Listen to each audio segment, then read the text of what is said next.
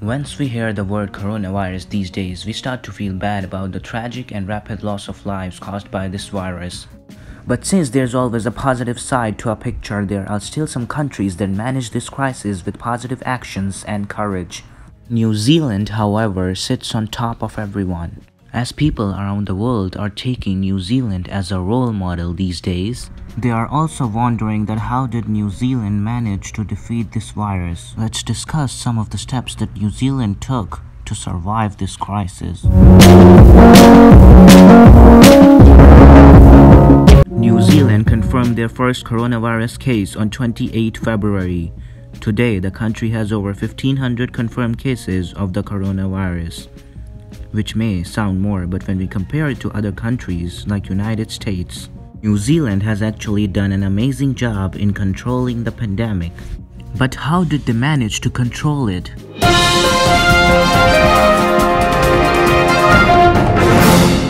A 4-level alert system was introduced on 21st March to manage the outbreak.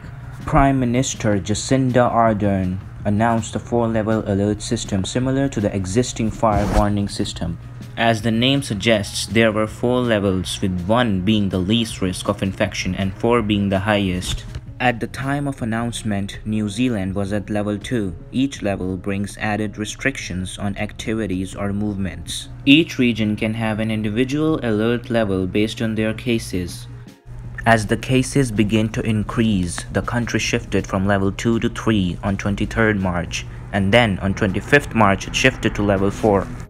So basically, it was the proactiveness of New Zealand and its government who did not take the virus lightly from the beginning.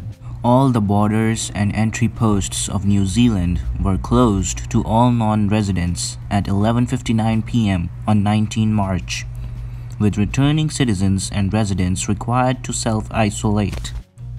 After a relief time, the country again shifted to level 3 on 27 April. Businesses and schools were allowed to have employees enter the premises.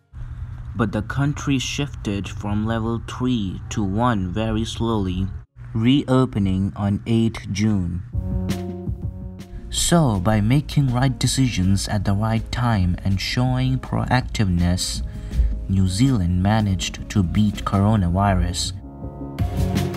But still, after reopening, there's been an increase in the number of cases, making their decision of reopening debatable.